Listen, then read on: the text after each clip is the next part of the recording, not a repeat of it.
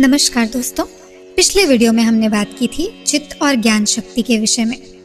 आइए आज जानते हैं इंद्रिय शक्ति। इंद्रिय शक्ति क्या है? ग्रहण, स्वरूप, अस्मिता, अव्यय और अर्थवत्तव्य नामक इंद्रियों की 5 वृत्तियों पर संयम करने से इंद्रियों का जय हो जाता है। पुरुष ज्ञान शक्ति। पुरुष बुद्धि से पृथक है।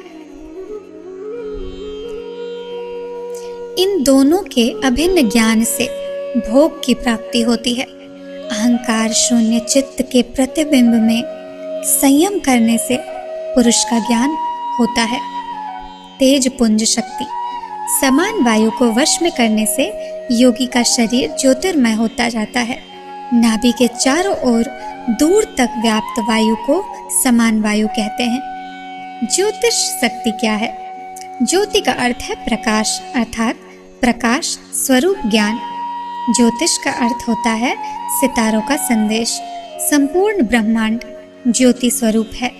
ज्योतिषमती प्रकृति के प्रकाश को सूक्ष्मादि वस्तुओं में न्यस्त कर उस पर संयम करने से योगी को सूक्ष्म, गुप्त और दूरस्थ पदार्थों का ज्ञान हो जाता है। लोक ज्ञान शक्ति। सूर्य पर संयम से सूक्ष्म और स्थूल सभी तरह के लोकों का ज्ञान हो जाता है। नक्षत्र ज्ञान सिद्धि। चंद्रमा पर संयम से सभी नक्षत्रों को पता लगाने की शक्ति प्राप्त हो जाती है। तारा ज्ञान सिद्धि। ध्रुव तारा हमारी आकाश गंगा का केंद्र माना जाता है। आकाश गंगा में अरबों तारे हैं। ध्रुव पर संयम से समस्त तारों की गति का ज्ञान हो जाता है। दोस्तों, आइए जानते हैं परकाय प्रवेश क्या है। परकाया प्रवेश के विषय में तो आपने बहुत सुना होगा। आइए आज इसे डिटेल में जानते हैं। बंधन के शिथिल हो जाने पर और संयम द्वारा चित्त की प्रवेश निर्गम मार्ग नारी के ज्ञान से चित्त दूसरे के शरीर में प्रवेश करने की सिद्धि प्राप्त कर लेता है। यह बहुत आसान है। चित्त के स्थिरता से सूक्ष्म शरीर में होने का एहसास बढ़ता है। सूक्ष्म शरीर के निरंतर एहसास से स्थूल शरीर से बाहर निकलने की इच्छा।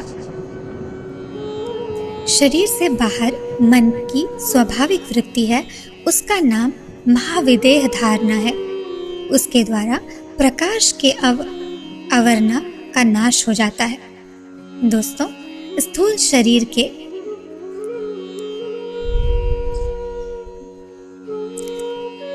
शरीर से बाहर मन की स्वाभाविक वृत्ति है, उसका नाम महाविदेह धारणा है।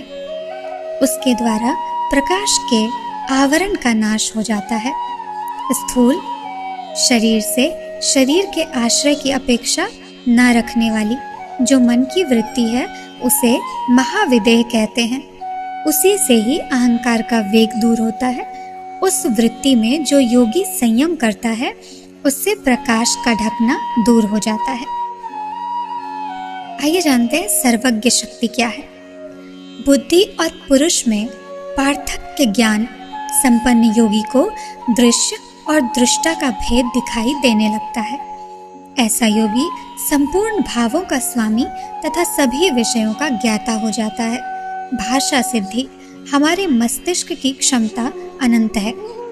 शब्द, अर्थ और ज्ञान में जो घनिष्ठ संबंध है उसके विभागों पर संयम करने से सब प्राणियों की वाणी का ज्ञान हो जाता है।